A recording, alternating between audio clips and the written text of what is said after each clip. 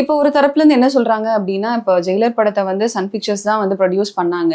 அவங்க எதிர்பார்த்த கலெக்ஷன் வரலன்னு சொல்றதுனாலயே வந்துட்டு ஒரு அதிருப்தியில இருக்காங்க லோகேஷ் கனகராஜ் மேலன்னும் சொல்றாங்க. பிளஸ் அவர் ஹீரோவா நடிக்க போறாரு இல்லையா? அருணேஸ்வர் அப்படிங்கிற அந்த படத்துல. அதுக்கும் அவங்க தான் ப்ரொடியூஸ் பண்றதா பேசிட்டு இருக்காங்க.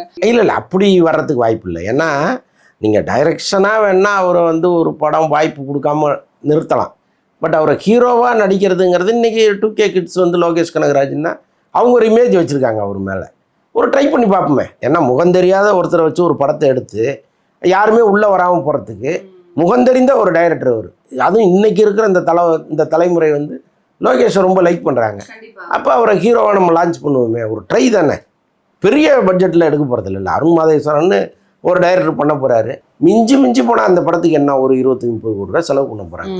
அதை ஈஸியாக கவர் பண்ணுவோம். ஒருவேளை கதை ரொம்ப சூப்பராக இருந்து மக்களுக்கு பிடிச்சி போனால் அதை விட டபுள் மடங்கான ரெவன்யூ வரும். இப்போல்லாம் வர்ற டைரக்டர் எங்கெங்க கதையை பார்க்குறாங்க. இப்போ அருண் மாதேஸ்வரனே ஏற்கனவே பண்ண படமெல்லாம் பார்த்தீங்கன்னா ஒரே வெட்டு குத்து ரத்தம் இதை மட்டும்தான் இவங்கெல்லாம் படமாக்கிட்டு இருக்காங்க.